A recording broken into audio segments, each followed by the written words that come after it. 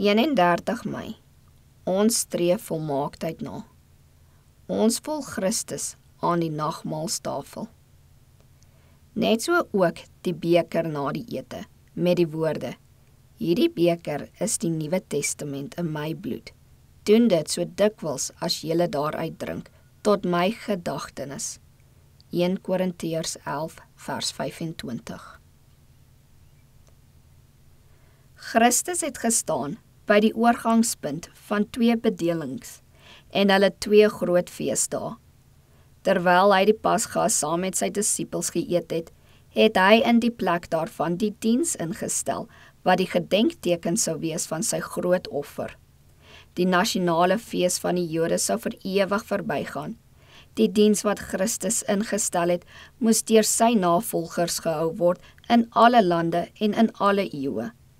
Doordat hy vir die tweede maal kom in krag en heerlikheid, moet hierdie instelling gehou word.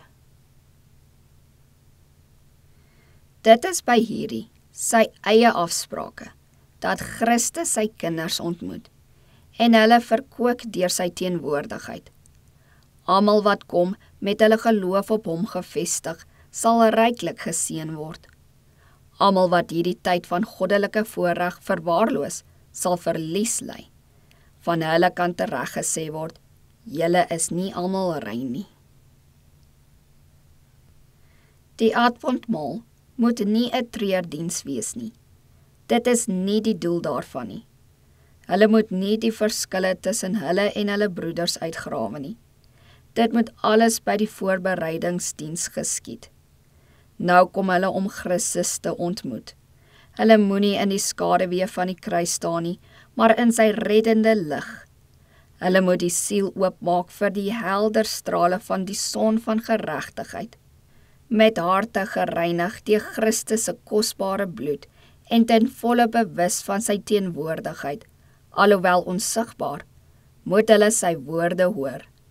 Vrede laat ek julle na. Die Adventmaal verwys na Christus se tweede koms. Dit is ingestel met die doel om hierdie hoop gedurig lewendig te hou in die harte van die disippels. In hulle verdrukking het hulle troos gevind in die hoop van hulle Here se wederkoms. Onuitspreeklik kosbaar was die gedagte vir hulle. So dikwels as julle hierdie brood eet en hierdie beker drink, verkondig julle die dood van die Here, totdat hy kom.